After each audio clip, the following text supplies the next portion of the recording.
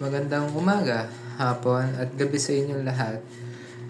Ako nga po pala si Ergiano Malio at edad 16 at nag-aaral sa Holy Rosary Academy, Lubao, Pampanga. At ang katangian ko po ay isa akong taong mabait, masipag at mahabang pasensya. At ang mga gustuin ko sa buhay ay magbisikleta,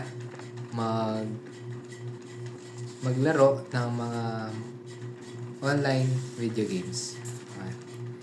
Ikatlo, sabihin ang layunin kung bakit ginawa ang presentasyon ito upang mas makilala ka bilang isang individual at kung paano mo pinapahalagaan ang wika at wikang kinagisnan. Layunin ko ng presentasyon na ito ay may pakita ang kung paano pinapahalagaan ng wika. Ika-4, ano-ano ang mga wikang alam mo o ang wikang sinasalita mo? Ito yung question na yan. Ako ay marunong magtagalog at magsalitang Ingles at may Kapampangan rin. Kaya ko rin magkapampangan. Okay. Pangalawa, ano ang paraan mo, pananalita mo kapag ikaw ay nasa tahanan? Mayroon ba pagkakaiba kapag ikaw ay nasa eskwelahan? Magbigay rin ng halimbawa at pangangatwiran. Sa tahanan, informal na ang ginagamit ko, pananalita. Halimbawa na lang, kain na po tayo. Ganun. Sa eskwela naman, formal. Kagaya sa mga teachers, like, magandang araw po ma'am, may kukunin lang po, ganun. May pagkakaiba dahil kailangan ng respeto at tamang asal depende sa lugar o kausap. Okay.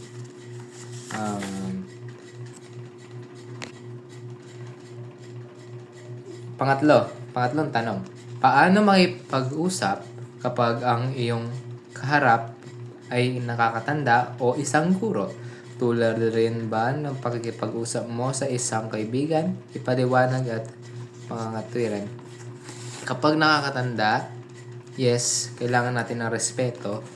Kapag nakakatanda o guro ang kausap, ginagamit natin ng po at opo para sa formal na pananalita.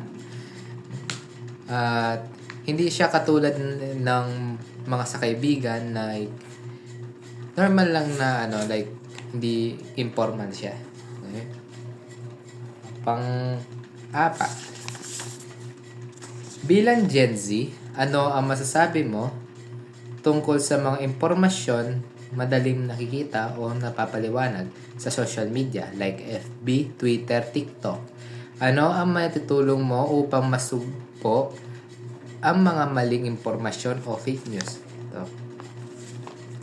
So, bilang Gen Z, masasabi ko mabilis kumalat ang impormasyon sa social media. Yep. Like, mga gumagamit na mapapagkatiwalaan na sources. Ganun. Mga researches. Ganun. Okay. Ikalimang tanong, bilang isang mag-aaral, ano sa tingin mo ang mga naging epekto ng patuloy ng paggamit ng pagkakilala sa wikang Ingles bilang batayan sa karunungan? Para sa akin, ang pagtuloy ng wikang Ingles ay nakakatulong to sa global communication. Lalo na sa mga ibang lugar, like pupunta ka ng ibang bansa. Ano. At mas maraming oportunidad, ngunit nababawasan nga lang nagpapahalaga sa sariling wika. So, dapat kailangan natin balansehin. Okay. Okay. Next. Para sa iyo, ano-ano ang pagkakaiba sa paraan ng pakikipagkomunikasyon ng mga babae sa lalaki? Letter A, pagbibigay ng advice. So, ang pagkakaiba lang ng pagbibigay ng advice sa babae is karaniwan sa kanila ay sobrang detalye. Sobrang detalye. Like, mas detalye siya compare sa lalaki. At habang naman sa lalaki, so straight to the point, like direkta. Okay? Letter B, pagpapakita ng intimacy. Okay?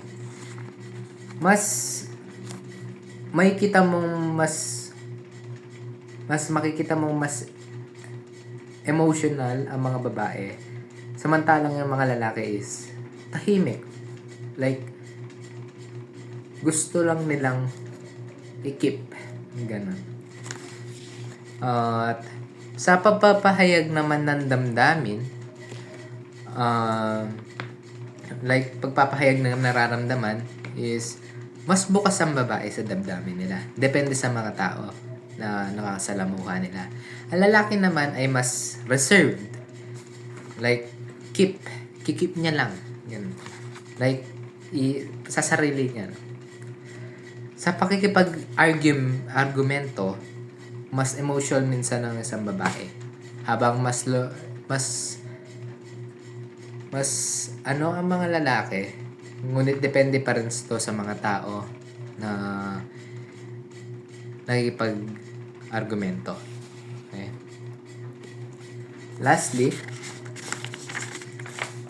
panghuli, bilang isang kabataan o mag-aaral, ano-ano ang mga bagay na maaari mong maitulong sa pagpapaunlad ng wikang pambansa? Magbigay na 3 ipaliwanag. Bilang mag-aaral, makakatulong ako para maipapaunlad ang wikang nating Pilipino is unang-una, gagamitin ko ang Pilipino sa araw-araw na komunikasyon. Pangalawa, magbabasa at manonood ng mga akdang Pilipino kagaya ng Elfili at Noli. Tas pangatlo, ikagalang ko at pagmamalaki ang sarili nating wika para sa akin. Sa mga paraang ito, makakatulong ako sa pagunlad ng mga at mapanatili natin ang wikang pambansa.